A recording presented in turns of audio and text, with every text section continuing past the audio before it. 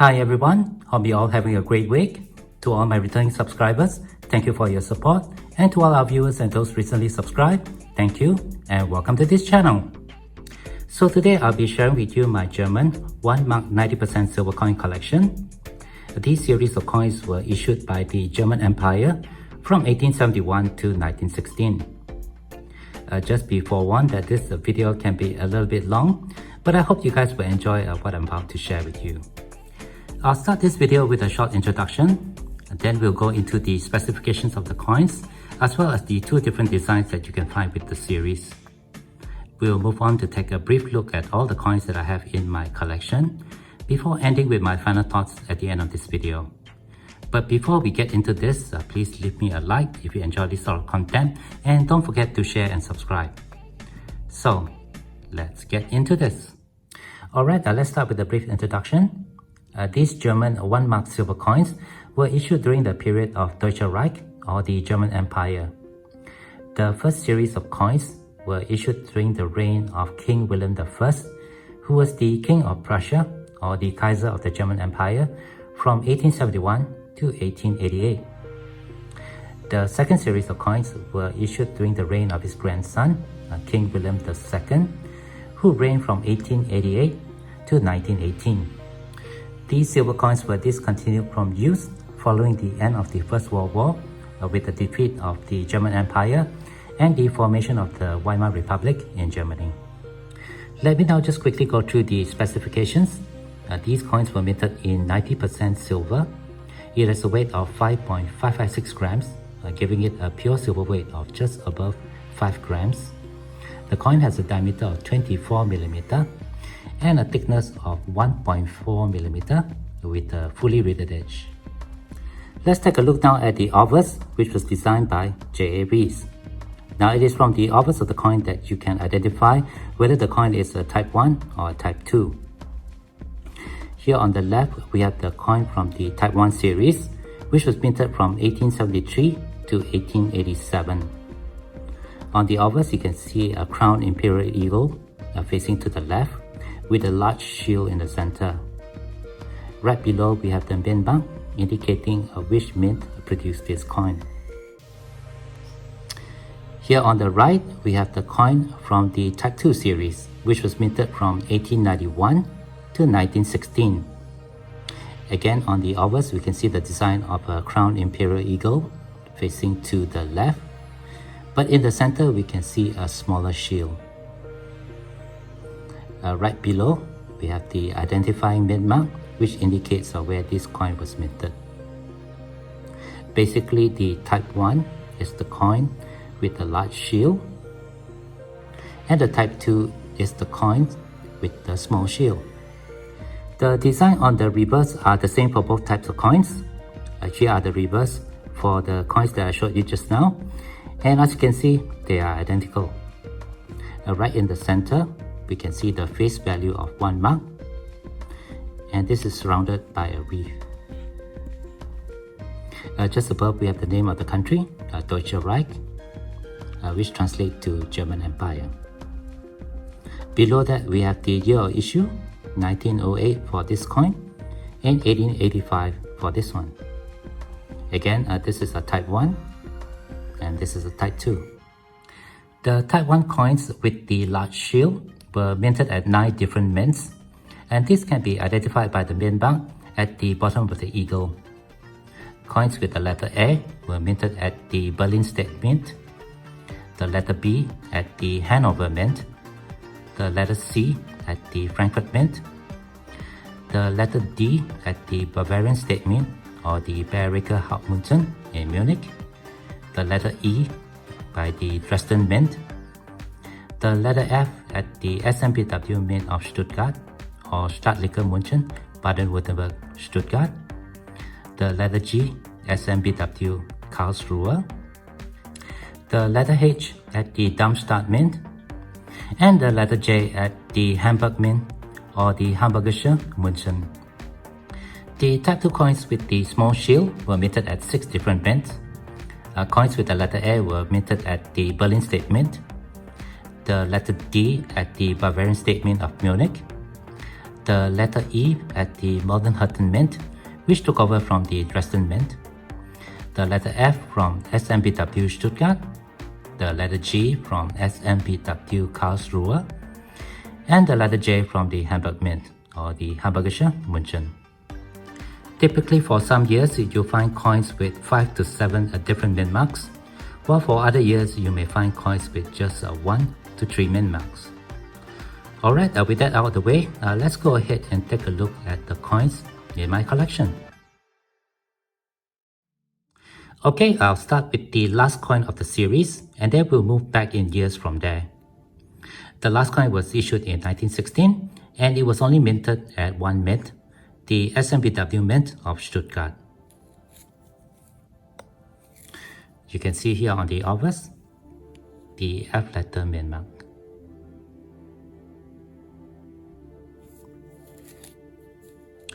And on the reverse, the year 1916. These coins have a fairly low mintage of just 306,000. They do carry quite a high premium and are fairly difficult to find on the resale market. I was quite fortunate to score this coin on eBay a few years ago. It's in relatively high grade, I would say extra fine, and I paid around 60 Singapore dollars for this coin. Here at the top of the tray, we have the coins from 1915. These coins were minted at all 6 different mints, and more than 26 million of these coins were produced. Right next to it, we have the coins from 1914, and again, these coins were also minted at all 6 different mints, with production exceeding 24 million. It's interesting to note that these coins were minted during the First World War, and their production numbers are the highest when compared to the other coins in the series. These are actually the first few coins that I managed to get for my collection. They are really quite common, and you can usually get them at close to spot prices. At the bottom of the tray, we have the coins from 1912. These coins were minted at 5 different mints, with the mint at SMBW Karlsruhe, the G letter mint, having minted no coins during that year. Production for these coins in 1912 was just under 5 million, and these coins can also be easily found on the resale market. I'd like to draw your attention to the coins minted in 1913. For this year, only 3 mints produced the coins, and production was limited to just over 1.1 million. These are the coins that are more difficult to find, and they do hold a significant premium. As you can see, I only have one of the coins. I'm currently missing the 1913E, which has a mintage of 450,905, and the 1913J, which has a mintage of 367,623. Here I have the 1913G coin. I'll show you the mint mark. It's right here. And this coin has a mintage of just 274,500, which is the lowest among the 3 coins produced in 1913. This coin is quite well toned, and I would say that it is in extra fine condition. Moving along, at the top of this tray, I have the coins from 1911. These coins were minted at all 6 different mints, with production reaching just under 8.5 million. I'm currently missing the fairly rare 1911D, which has a very low mintage of 126,000. The other coins to take note of for this year is the 1911G. Here we have the 1911G coin. I'll just show you the mint mark. It's right here, the letter G. And this has a mintage of just 305,000, so it's quite scarce. And coins that you see listed on the secondary market do carry a significant premium. This coin that I have here is in quite a high grade, I would say extra fine. And I was actually quite lucky to get this coin for a reasonable price. Next, we have the coins from 1910. These coins were minted at all 6 different mints, with production reaching just under 12 million. These coins are fairly common and can be easily be found on the resale market. Moving along, we have the coins from 1909. These coins were minted at 5 different mints, with no coins minted at the SMBW Mint of Stuttgart. It can be quite a challenge to collect coins from this year. As you can see, I'm still missing 2 of the coins. The rare 1909E, which has no reported mintage, and according sources on the internet, this coin has a catalog price of $200 US.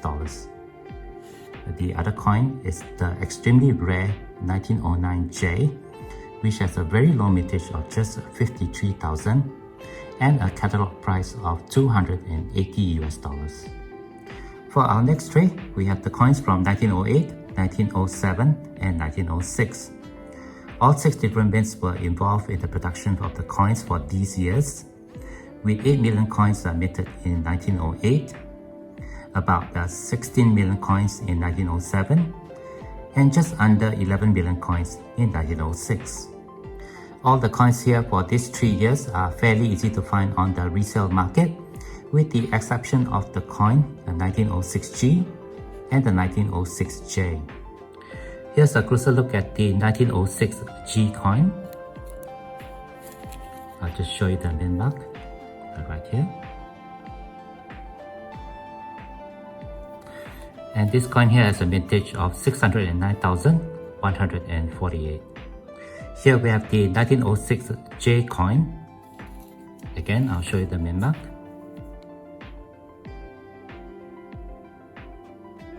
And this coin here has a mintage of just 372,000. So it's quite scarce. This particular coin here has toned very beautifully. Here I have the very interesting tray for the years 1905, 1904 and 1903. All 6 mints were involved with the production of the coins for these 3 years. There were just under 15 million coins produced in 1905, about 24 million coins in 1904, and just above 7 million coins in 1903.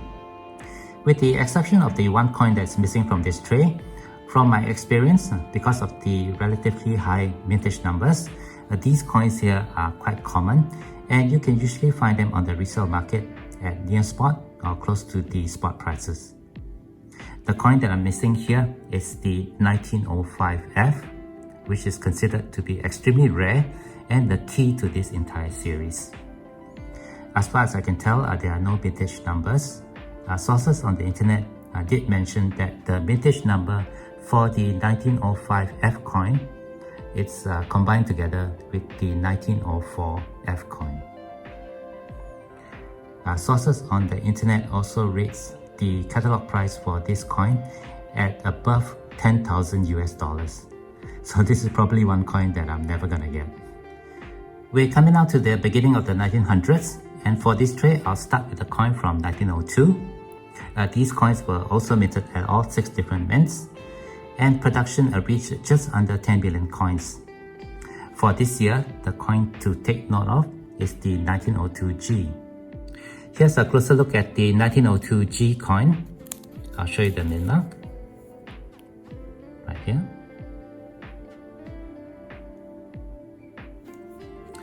This coin is considered a rare.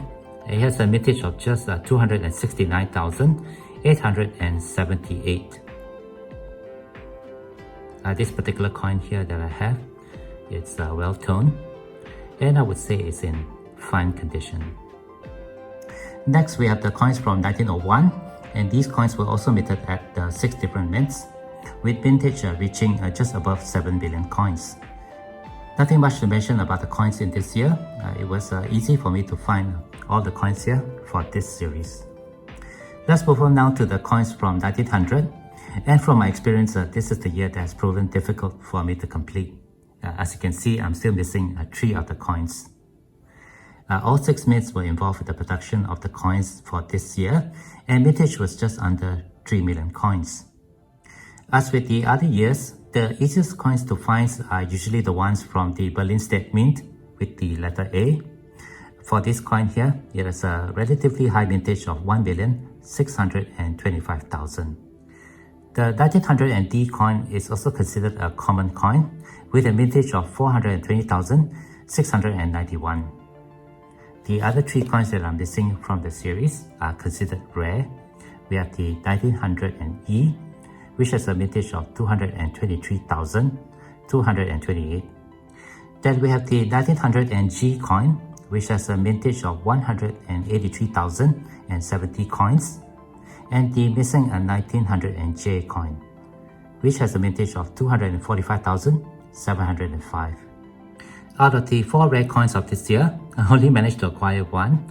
This is the 1900 F, which has a mintage of just above 300,000.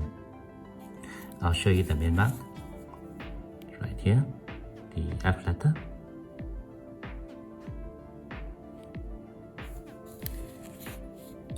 And the year 1900. In 1899, all 6 mints were involved with the production of the coins for that year, with production totaling just under 3.5 million. Some of the coins for that year have a slightly lower vintage, and they do carry a much higher premium. This included the 1899 E, which has a vintage of 335,250 coins, the 1899 F, with a vintage of 392,949 coins, the 1899 G, which has a vintage of just 273,721, and finally the 1899 J, which has a vintage of 367,650.